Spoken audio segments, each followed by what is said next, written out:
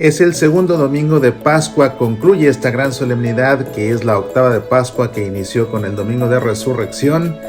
Este domingo de Pascua, el segundo, lo conocemos como el domingo de la misericordia. Esto se debe a que en el Evangelio veremos a Jesús instituyendo el sacramento de la misericordia, el sacramento del perdón, el sacramento de la reconciliación. También en el Salmo le daremos gracias a Dios porque es eterna su misericordia. El Evangelio es muy interesante. Vemos a Jesús aparecerse 2 veces a los apóstoles. La primera se les aparece, les muestra sus manos traspasadas por los clavos, su costado que fue traspasado por una lanza y les muestra que ha resucitado. Ellos le cuentan a Tomás que no se encontraba con ellos en ese momento, que Jesús se apareció y él no cree.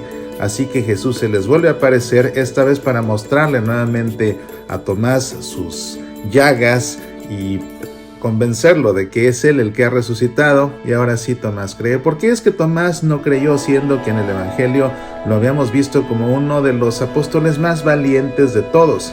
¿Por qué esa necesidad de Jesús de mostrarles en las 2 ocasiones sus manos traspasadas, lo mismo que su costado herido?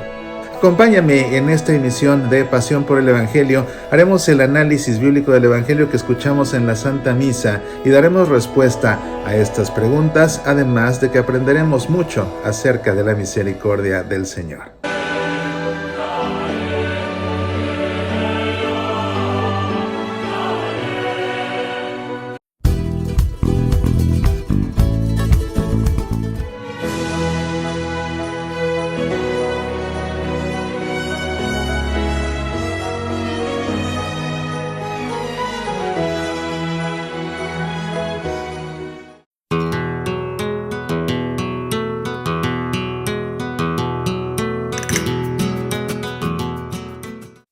Te saluda tu amigo Mauricio Pérez. Te invito a que me acompañes el sábado 27 de abril en la parroquia de San Jorge en Stockton, California, donde me han invitado a impartir la masterclass La Misa como nunca te la habían explicado. Una masterclass que está cambiando la forma de entender y vivir la Santa Misa en cada parroquia donde se ha presentado. Desaprende lo mal aprendido.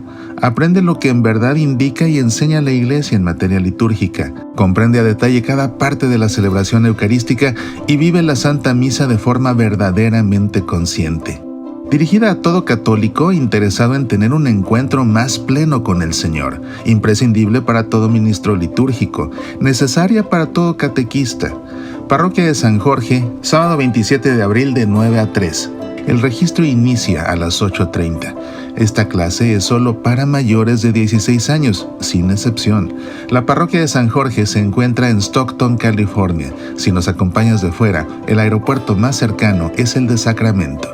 Medita, aprende, apasionate por nuestra fe.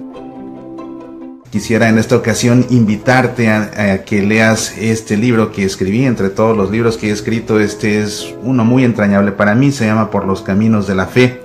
Es un libro que puedes encontrar en amazon.com o que puedes encontrar a través de nuestro sitio semillasparalavida.org. Lo encuentras en edición digital, en ebook, y lo encuentras también en edición impresa. Amazon te lo lleva hasta la puerta de tu casa o lo puedes descargar para disfrutar su lectura. En este tiempo de Pascua creo que será una buena lectura recorrer los caminos de la fe siguiendo las páginas de este libro. Puedes encontrar también en Amazon y en nuestro sitio semillasparalavida.org los demás libros que he escrito, siempre con un afán de ayudarte a que aprendas, a que medites y a que te apasiones por nuestra fe. Sin mayor preámbulo, te invito como siempre a que primero hagamos la lectura del Evangelio, después a que hagamos el análisis bíblico y que finalmente terminemos con una oración. Vamos entonces a leer lo que dice el Evangelio que está tomado en esta misa del Evangelio según San Juan, y para ello vamos a ponernos como siempre primero en presencia del Padre y del Hijo y del Espíritu Santo. Amén. Al atardecer del primer día de la semana, los discípulos se encontraban con las puertas cerradas por temor a los judíos. Entonces llegó Jesús y poniéndose en medio de ellos les dijo: «La paz esté con ustedes». Mientras decía esto, les mostró sus manos y su costado. Los discípulos se llenaron de alegría cuando vieron al Señor. Jesús les dijo de nuevo: «La paz esté con ustedes.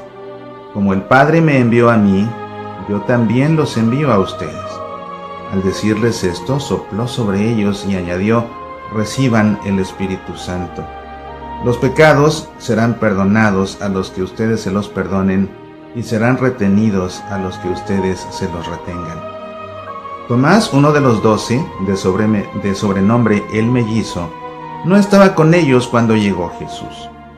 Los otros discípulos le dijeron, hemos visto al Señor. Él les respondió, si no veo la marca de los clavos en sus manos, si no pongo el dedo en el lugar de los clavos y la mano en su costado, no lo creeré. 8 días más tarde, estaban de nuevo los discípulos reunidos en la casa, y estaba con ellos Tomás. Entonces apareció Jesús, estando cerradas las puertas. Se puso en medio de ellos y les dijo, la paz esté con ustedes. Luego dijo a Tomás, trae aquí tu dedo, aquí están mis manos, acerca tu mano, métela en mi costado. En adelante no seas incrédulo, sino hombre de fe. Tomás respondió, Señor mío y Dios mío. Jesús le dijo, ahora crees porque me has visto, felices los que creen sin haber visto. Jesús realizó además muchos otros signos en presencia de sus discípulos que no se encuentran relatados en este libro. Estos han sido escritos para que ustedes crean que Jesús es el Mesías, el Hijo de Dios, y creyendo tengan vida en su nombre.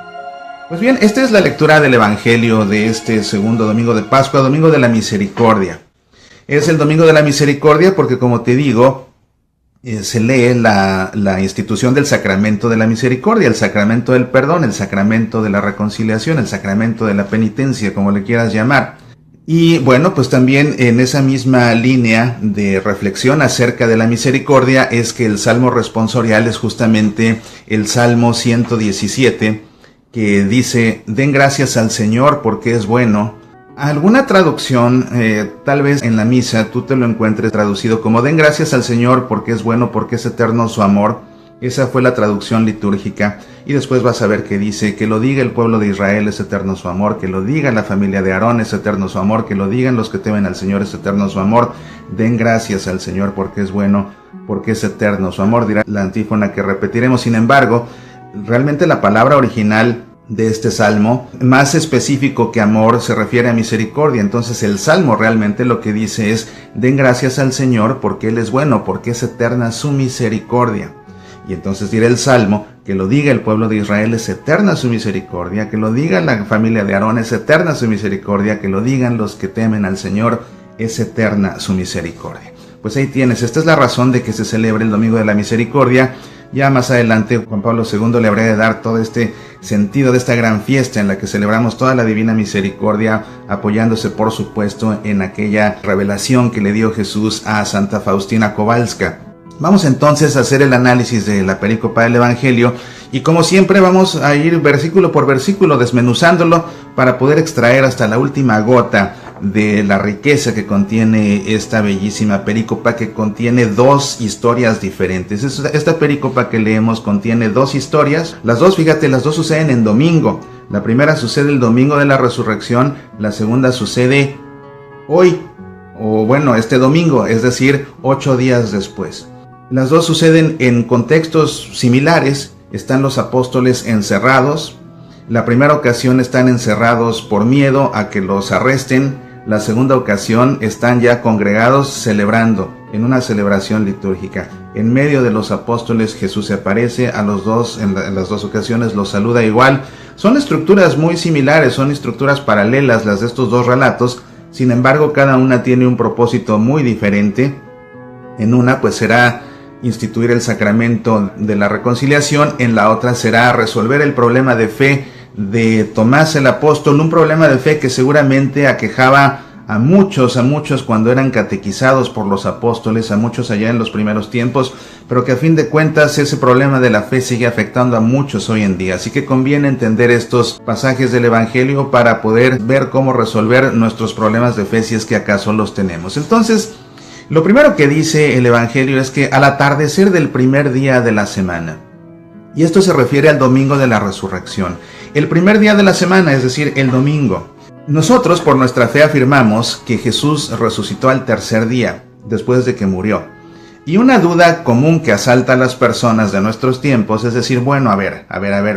Si Jesús murió en viernes y resucitó al tercer día y resucitó en domingo, entonces pues viernes, sábado 1, domingo 2, entonces ¿dónde queda el tercer día? Debió resucitar en lunes, pero la tradición muy fuerte dice que resucitó en domingo, el evangelio dice que resucitó en domingo, el primer día de la semana.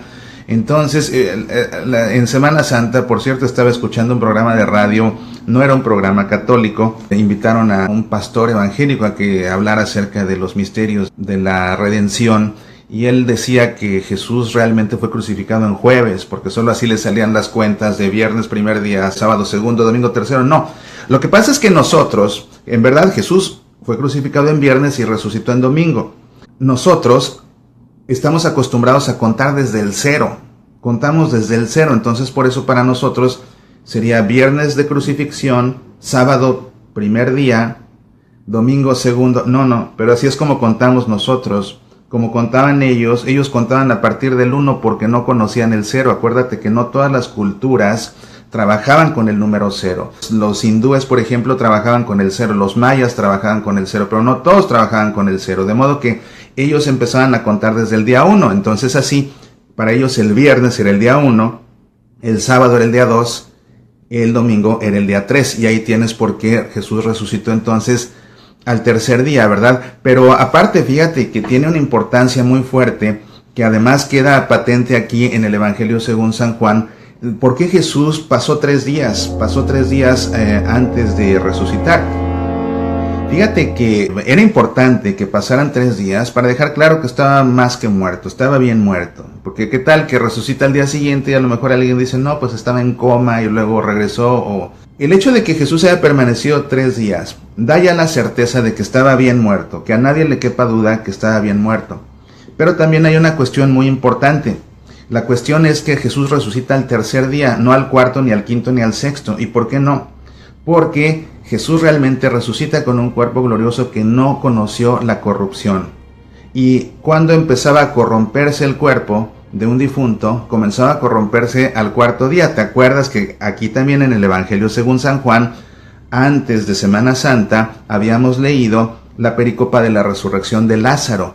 Y Lázaro, cuando Jesús va a Betania, a donde se encuentra sepultado Lázaro, Lázaro ya llevaba ¿cuántos días sepultado? 4. Y entonces por eso decían que porque llevaba 4 días sepultado, ya olía mal, es decir, ya se estaba empezando a descomponer, ya se estaba corrompiendo su cadáver. En el caso de Jesús, precisamente porque para no conocer la corrupción, es que permanece solamente 3 días aquí. Incluso Juan lo enfatiza, porque cuando Nicodemo trae una cantidad exagerada de mirra y aloe para ungir a Jesús, bueno, pues una de las razones por las que se embalsamaba Jesús con mirra y aloe era precisamente, y sobre todo con una cantidad tan exagerada como la que trajo Nicodemo, era precisamente para que no se corrompiera el cuerpo. Y al ponerle esa cantidad tan exagerada, además de que era algo que era una manera de decir es un rey, ve el programa para que veas por qué. Además de eso, esa cantidad tan exagerada era precisamente para evitar que se corrompiera. Entonces de esa manera se enfatiza que Jesús, su cuerpo no conoció la corrupción. Permaneció muerto, bien muerto, pero solo 3 días antes de empezar a corromperse, y además estaba exageradamente ungido con esta mirra y este aloe que había traído Nicodemo en forma de polvo. Bueno, después dice el Evangelio, los discípulos se encontraban con las puertas cerradas por temor a los judíos. Este tema de las puertas cerradas es importante. En los 2 episodios, cuando Jesús se aparece, las puertas están cerradas. ¿Eso qué significa? Bueno, en el primer caso estaban cerrados por temor a los judíos, pero el hecho de que se enfatice una y otra vez que la puerta estaba cerrada y Jesús se apareció, es para decir que Jesús no abrió la puerta y se metió, es decir, Jesús atravesó la puerta cerrada. Esto es importante para destacar que el cuerpo de Jesús resucitado, su cuerpo glorioso, ya no tiene las mismas características que su cuerpo meramente material en su vida temporal. Entonces esa es la cuestión de que se enfatice que la puerta estaba cerrada. Entonces llegó Jesús y poniéndose en medio de ellos les dijo, la paz esté con ustedes. Fíjate cómo llega Jesús y no se coloca al frente de todos ellos como presidiendo ahí, no, se coloca en medio en medio, y eso es un gesto de comunión hermoso, que Jesús se aparece y sigue siendo el Dios con nosotros, sigue siendo el que puso su morada entre nosotros, sigue siendo el Emmanuel, ese Dios que está ahí en medio de nosotros, no está encima, no está enfrente, está en medio, y es precioso. Las dos ocasiones precisamente entra Jesús, se aparece en medio de ellos, en ese gesto de comunión, en esa expresión patente de que incluso después de resucitado, fíjate, después de resucitado sigue siendo el Emmanuel, el Dios con nosotros, y lo saluda con el tradicional saludo de los judíos, Shalom Aleichem, que la paz sea con ustedes. Pero fíjate que esta palabra Shalom, que nosotros traducimos como paz, y que incluso nos hemos apropiado de este saludo desde un punto de vista litúrgico, porque en la Santa Misa nosotros también pues nos damos un saludo de paz. Y por cierto, cuando nos damos el saludo de paz, ¿qué es lo que decimos? Este es el saludo realmente. La gente le compone y dice cosas que no. El saludo es este, que la paz sea contigo. Shalom Aleichem, que la paz sea contigo, es eso. Así es la fórmula, es así, que la paz sea contigo. Hay gente que solo dice la paz, la paz, la paz. No, no es la paz, es que la paz sea contigo. Es un deseo de que la paz sea contigo precisamente.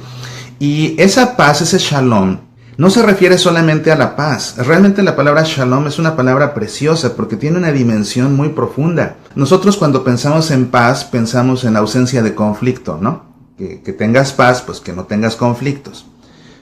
Shalom ciertamente que significaba paz, pero esa paz significaba al mismo tiempo prosperidad en abundancia, significaba una salud plena, significaba un bienestar absoluto, significaba alegría y felicidad. Entonces cuando tú le deseas shalom a alguien en la misa, cuando le deseas a alguien la paz, que la paz sea contigo, lo que le estás deseando es todo eso, que no haya conflictos en tu vida, que tengas prosperidad en abundancia, que tengas una salud plena y que tengas alegría y felicidad, es decir, un bienestar total. Eso es lo que significa la palabra shalom. Así que, bueno, pues ahora ya lo sabes, la próxima vez en la misa que a alguien le desees la paz, eso es lo que le estás deseando, todo eso, es decir, todo el bien de los bienes, el mejor de los bienes, es lo que te deseo de todo corazón. Eso es lo que significa este preciosísimo saludo, Shalom Aleichem, que fue con el que Jesús saludó a los apóstoles, que en este caso eran solamente 10, fíjate, de los 12 que tenía ya nada más le quedaban 10, porque Judas el Iscariote ya se había suicidado, y no estaba Tomás, como vamos a ver aquí. Dice el Evangelio, mientras decía esto, les mostró sus manos y su costado. Se los muestra para que vean que es Él al que crucificaron y que ahí está. Pero es importante porque se presenta un Cristo resucitado, pero un Cristo resucitado que fue crucificado. Fíjate que no es ocioso el hecho de que Jesús les muestre las manos y el costado cuando está resucitado, es decir, no puede uno disociar la resurrección de la crucifixión. Para que haya resurrección, tuvo que haber una crucifixión primero. Jesús tuvo que morir. Incluso después de resucitado, fíjate cómo Jesús no deja en el olvido aquella ignominia de la cruz. No, como que orgullosamente la muestra, soy yo, el crucificado, pues aquí estoy vivo. Es como un canto de victoria. Es, miren, me traspasaron, pero estoy vivo. No pudieron conmigo. La muerte no pudo conmigo. Vencí incluso a la muerte y estoy vivo. Vean, soy yo, el crucificado que ha resucitado. Y ese es el Cristo en el que nosotros creemos. Creemos no solamente en el resucitado, creemos en el Cristo crucificado que fue resucitado. Y qué importante y qué simbólico que Jesús, cuando se presenta a los apóstoles después de resucitar, les deja ver, soy el crucificado que ha resucitado, no solamente el resucitado. Hay gente que le tiene miedo a la crucifixión. Muchas de las iglesias evangélicas no soportan la cruz. En sus templos no tienen una sola cruz. Les aterra la cruz, no quieren voltear a ver la cruz. Solamente quieren al Cristo crucificado. Fíjate que incluso hay parroquias católicas acá en Estados Unidos donde no hay cruz, no te encuentras la cruz en el altar, y tiene por fuerza que haber una cruz en el altar porque la Santa Misa es la celebración del sacrificio del Señor por nosotros. Entonces, para que haya sacrificio tiene que haber una cruz, tenemos que ver un Cristo crucificado, y acá lo quitan en algunas iglesias o en muchas iglesias incluso, porque les da miedo ver al Cristo crucificado. Les da miedo ver al Cristo crucificado. La otra vez me comentaba un amigo de una parroquia, que no voy a decir su nombre por prudencia, por supuesto, pero era una parroquia donde no había Cristo crucificado en el altar. Hasta que finalmente el sacerdote puso el Cristo crucificado en el altar en contra de mucha gente que protestó. Bueno, puso el Cristo crucificado en el altar y amenazaron con irse de la parroquia porque había un Cristo crucificado. Hazme el favor. Por eso es por lo que Pablo Pablo después escribiría, ¿verdad? Predicamos a un Cristo crucificado. Es locura para los gentiles, eso es absurdo.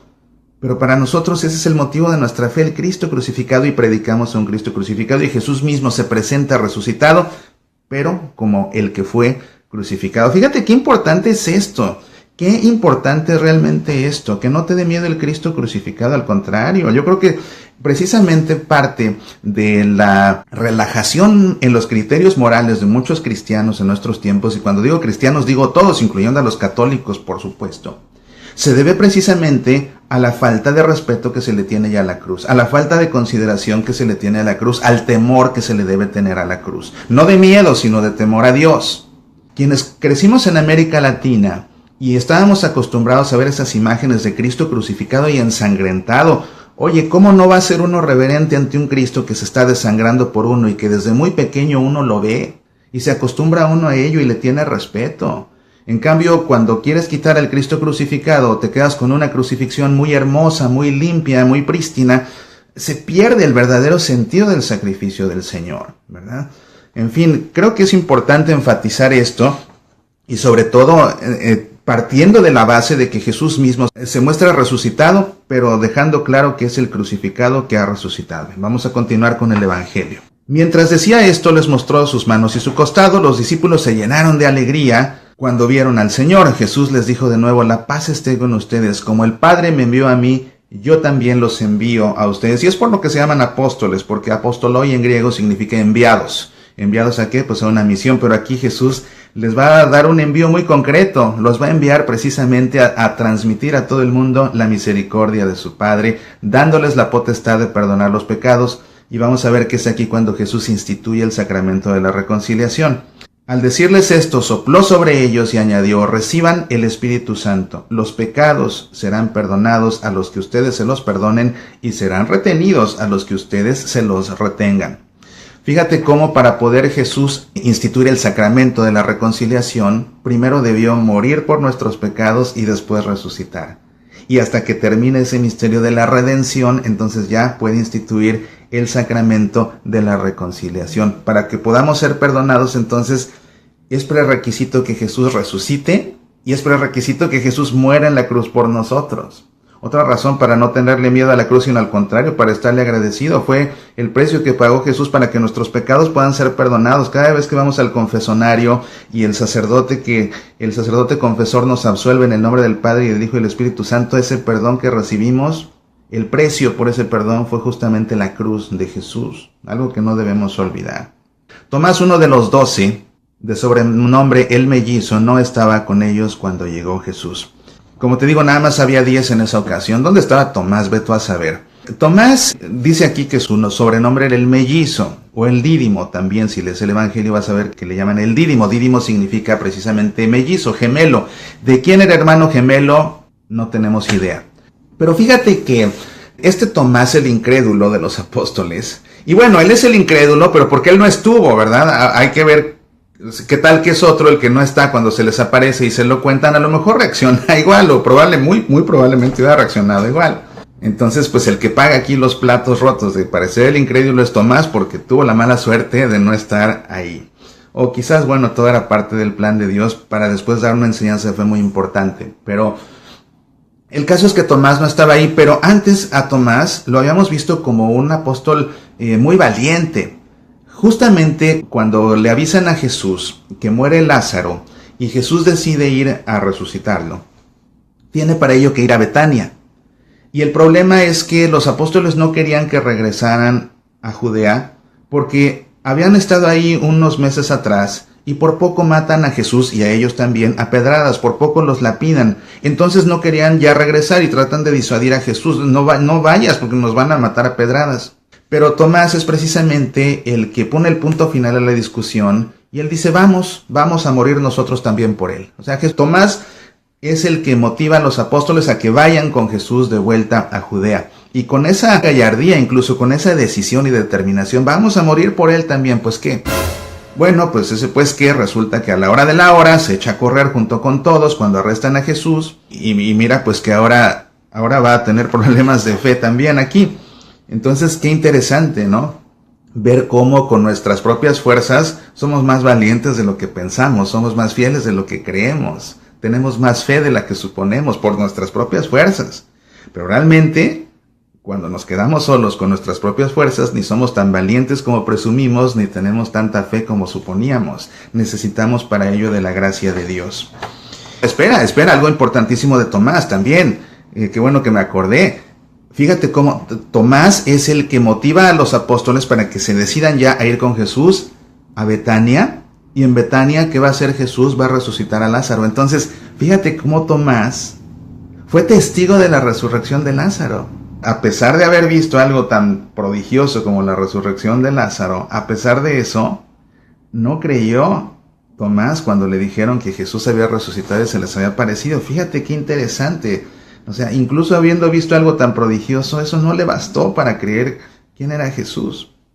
Los otros discípulos le dijeron a Tomás: hemos visto al Señor. Él les respondió: si no veo la marca de los clavos en sus manos, si no pongo el dedo en el lugar de los clavos y la mano en el costado, no lo creeré. Es decir, la incredulidad de Tomás es total, porque ni siquiera dice hasta no ver, no creer. No es hasta no ver, no creer. Para Tomás es hasta no ver y no tocar y no meter incluso en la mano, no creo. O sea, no les creo. Se va al extremo. 8 días más tarde, estaban de nuevo los apóstoles reunidos en la casa y estaba con ellos Tomás. Ahora sí estaban ya los 11. Fíjate, 8 días después, es decir, al domingo siguiente de la resurrección, es decir, este domingo litúrgicamente que estamos celebrando. Es la razón de que esta pericopa del Evangelio la leemos precisamente ahora, en este segundo domingo de Pascua, porque esto sucedió 8 días después. Pero fíjate lo que dice aquí, dice que estaban de nuevo los discípulos reunidos, pero la palabra es más bien congregados. Entonces estaban congregados en asamblea, es decir, estaban congregados en asamblea litúrgica. Ya desde que ven que Jesús resucita en domingo, al siguiente domingo se reúnen a celebrar ¿qué? A celebrar precisamente la resurrección. Así que nuestras congregaciones litúrgicas tienen su origen desde el principio. Y desde el principio es ese domingo en que la iglesia se congrega a celebrar el misterio de la redención. Y por supuesto que para que haya resurrección tiene que haber crucifixión, y como ya te he dicho en otras ocasiones, para que haya crucifixión tiene que haber última cena. ¿Por qué? Porque en la última cena es donde al comer el cuerpo de Cristo y beber su sangre entramos en comunión con Él, para que ya ahora sí, estando en comunión con Él, Jesús pueda morir por nosotros y luego pueda resucitar para que nosotros resucitemos. De otra manera va solo. La única manera de poder representarnos es estando en comunión, y para ello se necesita sentarnos a la mesa de la última cena. Entonces todo el misterio de la redención va de la mano, van los 3 episodios juntos. Por eso en la Semana Santa, en el Triduo, celebramos un misterio desdoblado como un tríptico en 3 episodios. Jueves Santo, la institución de la Eucaristía, la cena del Señor. Viernes, la muerte de Jesús, y después el domingo, la resurrección. Todo es parte de este misterio de la redención. Y aquí vemos ya cómo entonces lo que están haciendo los apóstoles es estar congregados, pero congregados de una manera litúrgica, celebrando todo este misterio. Por supuesto, la celebración litúrgica de todo este misterio va a ir madurando, va a ir tomando forma, ¿verdad? Primero la emoción era celebrar que este día se nos apareció, celebrar que este día resucitó. Van ellos entendiendo el misterio, van entendiendo que todo va siendo parte de lo mismo, y entonces así empiezan a incorporar la fracción del pan como Jesús les había dicho, ¿verdad? Pero bueno, esta es entonces aquí la primera congregación en el Evangelio según San Juan. Podríamos decir que esta sería la primera misa, la primera liturgia que se celebra 8 días después de la resurrección.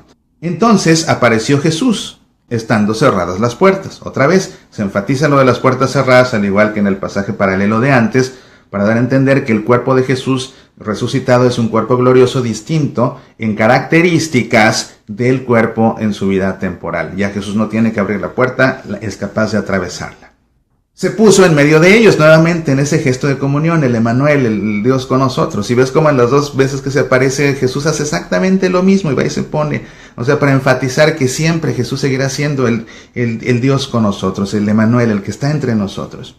Se puso en medio de ellos y les dijo: la paz esté con ustedes, igual que la otra vez. Luego dijo a Tomás: trae aquí tu dedo, aquí están mis manos, acerca tu mano, métela en mi costado. Tomás, ya me imagino la reacción. Cuando vio que sí, primero la reacción, la emoción de verlo resucitado.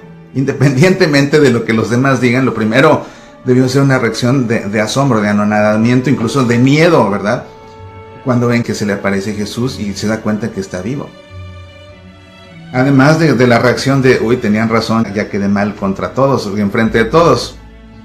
Si es que acaso eso le importó tantito, porque ante esta emoción, pero seguramente que algo que sí debió impactar a Tomás es que Jesús, sin que nadie le dijera, sabía la condición que había puesto. Y por eso es por lo que le dice, ¿verdad? Le dice, trae aquí tu dedo, aquí están mis manos, acerca tu mano, métela en mi costado, es lo que querías, ¿no? Pues aquí estoy. Y le dice Jesús, en adelante no seas incrédulo. Y no lo regaña Jesús, seguramente se lo dijo con una sonrisa de oreja a oreja y con todo el cariño del mundo. En adelante no seas incrédulo, sino hombre de fe. Tomás respondió, Señor mío y Dios mío. Esta reacción de Tomás, Señor mío y Dios mío, es la expresión de fe más importante del Evangelio según San Juan. Señor mío y Dios mío. Y a fin de cuentas es también la expresión de fe más importante del cristianismo. ¿Por qué? Porque lo que se está afirmando es precisamente el reconocer que Jesús es nuestro Señor y es nuestro Dios. En eso consiste el cristianismo en esencia, en reconocer que Jesús no es un gran líder, no es un gran maestro, no es el creador de una filosofía hermosa. No. Jesús, para los cristianos, es nuestro Señor y nuestro Dios.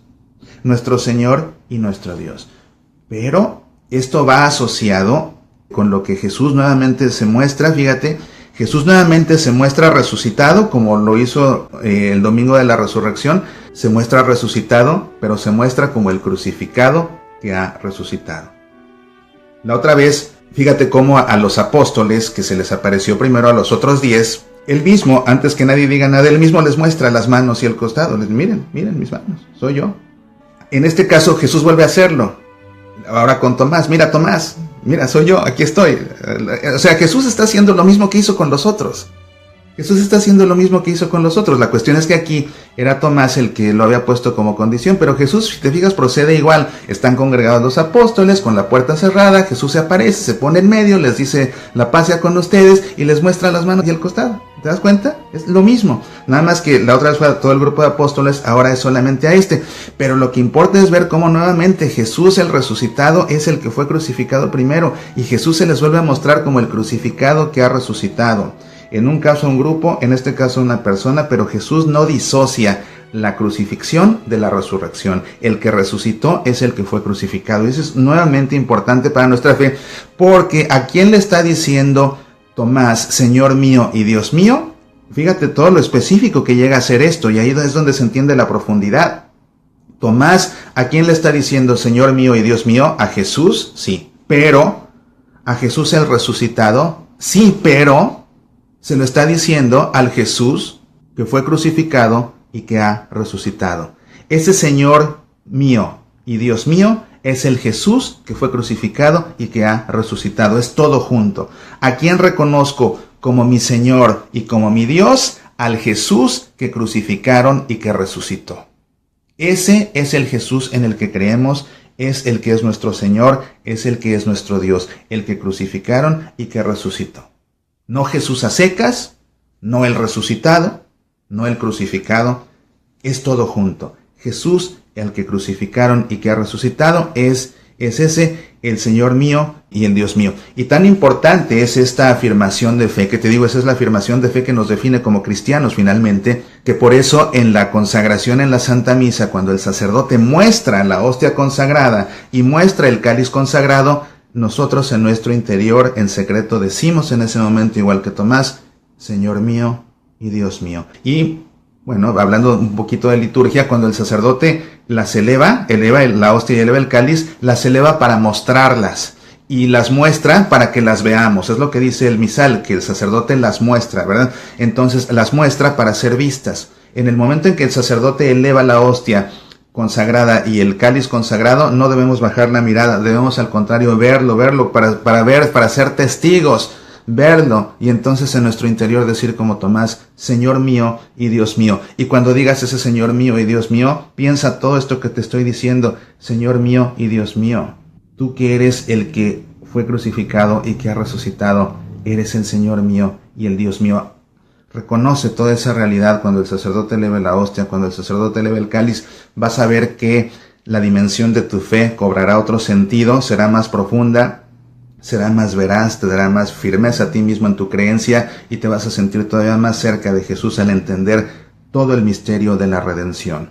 La comunión en la última cena, la crucifixión, la muerte en la cruz y la resurrección que dejó atrás el sepulcro vacío. Jesús le dijo, ahora crees porque me has visto. Felices los que creen sin haber visto. Esta es una bienaventuranza. Felices los que creen sin haber visto, bienaventurados los que creen sin haber visto. Y bueno, pues es que fíjate cómo en este tiempo cuando se compone el Evangelio, pues se está evangelizando a la segunda generación de cristianos, no a la primera, porque la primera generación de cristianos las evangelizó Jesús mismo.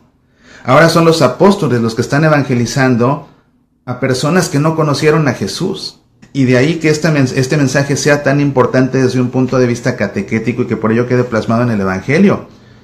Tú crees porque has visto, pero bienaventurados los que sin haber visto todo esto que tú estás viendo, creen. Es decir, nosotros no vimos, ni siquiera vimos a Jesús. Tú y yo no vimos a Jesús. Menos vimos cuando lo crucificaron, menos vimos cuando resucitó. Y sin embargo creemos. Sin haber visto creemos. Jesús dice, bienaventurados los que creen sin haber visto. Maravilloso este pasaje del Evangelio de este Domingo de la Misericordia. Es hermoso, como todos los pasajes que hemos estado analizando aquí, ¿verdad? Jesús realizó además muchos otros signos en presencia de sus discípulos que no se encuentran relatados en este libro. Acuérdate que en el Evangelio según San Juan, los milagros son llamados signos, porque no se quedan tanto en la parte superficial del prodigio, sino que son un signo de algo más. Por ejemplo, cuando Jesús multiplica los panes, esa multiplicación de los panes para Juan no es un milagro, es un signo de que Jesús es el pan de vida. Cuando Jesús resucita a Lázaro, no es tanto el milagro de devolverle la vida a un muerto, es un signo de que Jesús es la vida eterna. Cuando Jesús cura al ciego de nacimiento, no es tanto el milagro de curar a un ciego de nacimiento, eso es un signo de que Jesús es la luz del mundo. Entonces, los milagros son signos. Entonces, así termina el Evangelio diciendo, Jesús realizó además muchos otros signos en presencia de sus discípulos que no se encuentran relatados en este libro. Estos, que sí se encuentran relatados en este libro, estos han sido escritos para que ustedes crean que Jesús es el Mesías, el Hijo de Dios, y creyendo tengan vida en su nombre. Entonces, a fin de cuentas, todos estos signos que presenta Juan en el Evangelio, que pues son siete signos, 7 milagros, y en todo caso, pues como a manera de epílogo de esos signos viene de la resurrección de Jesús, que también pues queda aquí manifestado como un signo, como un semión, en griego semión, un signo. ¿Todo esto es signo de qué? Pues como dice el evangelista, todo esto es signo de que Jesús es el Mesías y es el Hijo de Dios. Y dice, todo esto es para que crean esto y creyendo tengan vida en su nombre. Esta expresión, y creyendo tengan vida en su nombre, me recuerda en el capítulo 3 del Evangelio según San Juan, el versículo 16, que dice, tanto amó Dios al mundo, que envió a su Hijo único, para que todo el que crea en Él no perezca, sino que tenga vida eterna. Para que todo el que crea en Él no perezca, sino que tenga vida eterna. Y así termina aquí el Evangelio diciendo, estos han sido escritos para que ustedes crean y creyendo tengan vida en su nombre. ¿Ves? Ahí encuentro yo esta relación entre este versículo 16 del capítulo 3 de Juan y este otro versículo 31 del capítulo 20 del mismo Evangelio. Pues bien, ¿te está gustando este video? Ya estamos por terminar, pero por favor, si está gustando, no te olvides, por lo que más quieras, marca que te gusta, tanto en Facebook como en YouTube. Marca que te gusta, porque eso hace que las herramientas estas de las redes sociales le den más visibilidad para que las personas que no conocen nuestro programa lo descubran más rápidamente y lo vean, y así todo esto tan maravilloso lo podamos compartir con muchas más personas. Entonces, por favor, marca que te gusta tanto en Facebook como en YouTube. Y si estás viendo el programa en YouTube, por favor suscríbete a nuestro canal. Todo esto nos ayuda nuevamente a que el programa se disemine y así más y más personas puedan beneficiarse de estas maravillas que son pues estos análisis, ¿verdad?, del Santo Evangelio cada fin de semana. Nuevamente te invito por favor a que vayas a Amazon o a que vayas a nuestro sitio semillasparalaVida.org y pidas tu libro Por los Caminos de la Fe, Por los Caminos de la Fe, como te digo, es uno de mis libros favoritos, escrito por tu servidor, por supuesto, y tanto en Amazon como en nuestro sitio semillasparalaVida.org puedes también encontrar el resto de los libros que con mucho cariño he escrito. Bien, pues ¿qué te parece si, como siempre, todo esto que hemos aprendido lo recogemos en nuestro corazón y ahí le respondemos al Señor que tanto ha tenido que decirnos, elevando ahora a nosotros una oración? Para ello, como siempre, te invito a que por un momento cierres tus ojos, pongas tu mano sobre tu corazón y en tu interior hagas eco a estas palabras. Ábrenos, Señor, las puertas para que entremos y creamos en ti. Ábrenos, Señor, las puertas para que no tengamos miedo de creer en ti. Ábrenos, Señor, las puertas para que veamos el horizonte del cielo. Ábrenos, Señor, las puertas para que dejemos de lado nuestras dudas. Ábrenos, Señor, las puertas para que vivamos en ti. Ábrenos, Señor, las puertas y entra así en nuestros corazones. Ábrenos, Señor, las puertas para que podamos así descubrirte. Ábrenos, Señor, las puertas para que vivamos en tu vida eterna. Ábrenos, Señor, las puertas para que no pidamos pruebas de tu existencia. Ábrenos, Señor, las puertas y viviremos con alegría nuestra fe. Amén. En el nombre del Padre, y del Hijo, y del Espíritu Santo. Amén. Te agradezco como siempre el favor de tu atención. Recuerda que tenemos una cita todos los fines de semana aquí en tu programa Pasión por el Evangelio, y también tenemos una cita todos los días en semillasparalaVida.org o en tu estación de radio católica. Me ha dado mucho gusto pasar este rato contigo reflexionando acerca de la palabra de Dios a propósito de este hermosísimo Domingo de la Misericordia. Deseo que Dios derrame toda su misericordia sobre ti y sobre los tuyos, y por favor, a todas las personas que te encuentres en este día, dirígeles una sonrisa, que a través de tu sonrisa puedan tener un atisbo de la gran misericordia que Dios tiene para los demás y que Él sabe dispensar a través de sus hijos. Nos vemos aquí la próxima semana. Que Dios te llene de bendiciones. Apasionate por nuestra fe. Sí, a veces es necesario defender nuestra fe católica. Es entonces necesario recurrir a la apologética. Pero cuando no se sabe apologética, se cae en la trampa de defender la fe agrediendo a quienes no la comparten, apabullando a quienes no piensan igual y peor, tratando de demostrarles lo equivocado que están para demostrarles que quien está en lo correcto soy yo. No, eso no es hacer apologética. El propósito de la verdadera apologética es ayudar a quien no comprende la verdadera fe a entenderla, para que llegue a la única verdad revelada por Dios y pueda a través de esa verdad cultivar una plena relación con Dios, Padre, Hijo y Espíritu Santo. Pero es imposible compartir la verdad de nuestra fe, incluso defenderla cuando nosotros mismos no la conocemos o comprendemos. Por eso te invito a inscribirte al curso de apologética que estoy impartiendo a través de internet, con la autoría y producción del apologeta católico José Miguel Arraiz. Juntos exploraremos en 12 lecciones estos temas: introducción a la apologética, las imágenes sagradas, la comunión de los santos, Biblia, magisterio y tradición, el papado, la sucesión apostólica, la justificación, la Santísima Trinidad, la Eucaristía, el cielo, el infierno y el purgatorio, el bautismo y el canon de la Biblia.